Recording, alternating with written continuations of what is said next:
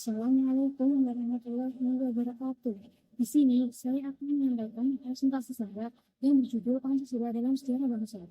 Ada 3 materi yang akan saya sampaikan dalam presentasi ini. Yang pertama, penerapan Pancasila dari masa kerajaan hingga nasional. Kedua, nasionalisme di masa kolonial.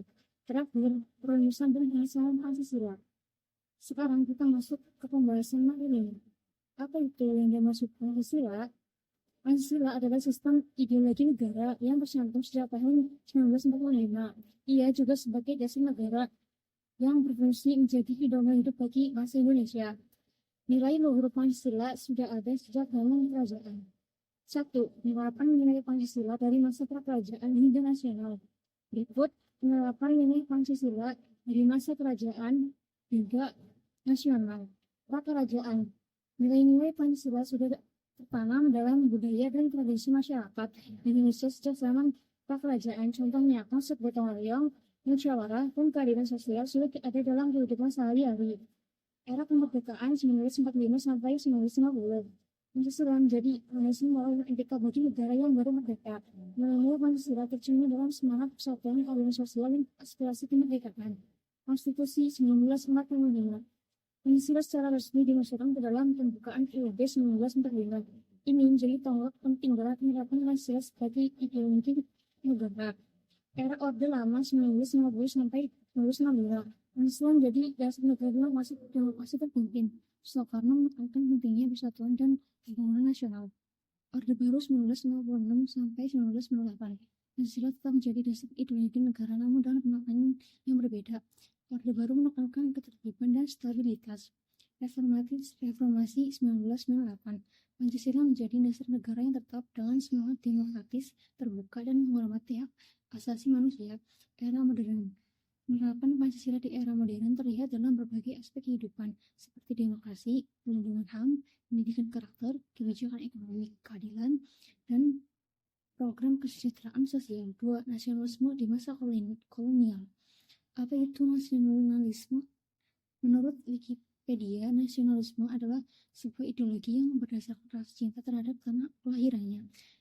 Rasa cinta dalam nasionalisme akan mewujudkan sikap untuk memperjuangkan kepentingan bangsa atau negara. Secara asal kata nasionalisme berasal dari kata nationalism atau national bahasa Inggris. Lalu apa itu nasionalisme di masa kolonial?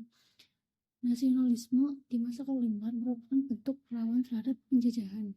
Kesadaran nasionalisme ini muncul dari perbedaan suku, agama, ras, dan antar golongan. Tujuannya adalah untuk terbebas dari belenggu penjajahan kolonial. 3. Proses perumusan dan pengesahan Pancasila. Proses perumusan dan pengesahan Pancasila melalui 3 proses sidang, yaitu BPUPKI. Perumusan naskah Pancasila dilakukan dalam sidang BPUPKI pada 29 Mei hingga 1 Juni 1945. Kemudian sidang kedua dilaksanakan pada tanggal 10 sampai 17 Juli 1945 untuk membahas bentuk negara, wilayah negara, kewarganegaraan, UUD, ekonomi, keuangan, pembelaan, pendidikan, dan pengajaran. PPKI. Pancasila kemudian disahkan pada 18 Agustus 1945 oleh PKI. Sekian dari materi yang bisa saya sampaikan. Adakah pertanyaan? Ada. Baik, silakan tanyakan apa yang ingin ditanyakan. Apa yang dimaksud dengan demokrasi terpimpin di era Orde Lama? Baik, saya akan menjawab pertanyaan Saudari Alia.